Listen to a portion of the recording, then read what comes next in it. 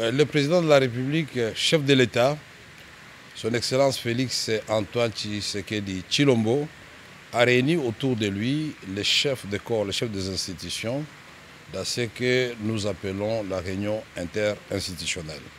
3 points étaient inscrits à l'ordre du jour de cette réunion, à savoir la question situation sécuritaire dans notre pays.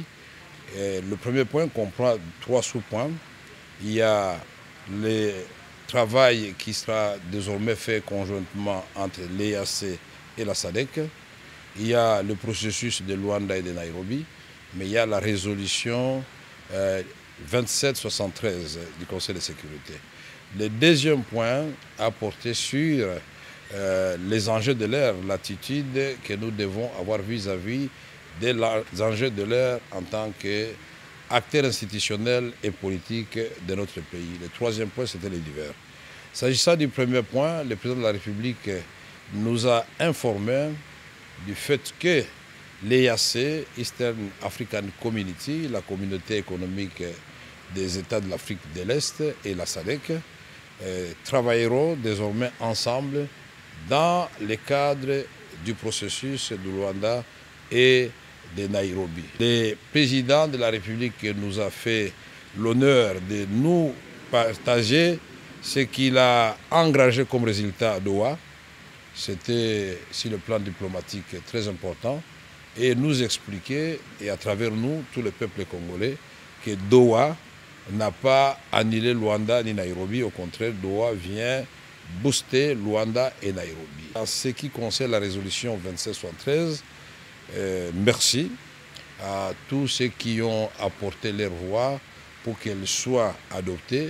C'est une victoire diplomatique parce qu'elle impose des sanctions, elle impose des cessations des hostilités, mais nous avons dit que ce n'était pas suffisant. Il faut qu'on ait des modalités pratiques de l'application de cette résolution, d'autant plus que par le passé, on a eu des résolutions de démilitarisation de Kisangani qui n'avaient pas été appliquées, et là, le travail va continuer, et le président a exhorté Madame la Première ministre et le gouvernement de continuer cette offensive diplomatique pour dire à nos partenaires et amis du Congo comment nous allons rendre pratique cette résolution 2773. En ce qui concerne les enjeux de l'heure, l'environnement politique et les enjeux de l'heure, le président de la République a insisté sur l'initiative qui est aujourd'hui conduite par son conseil spécial en matière de sécurité, le professeur Eberandé.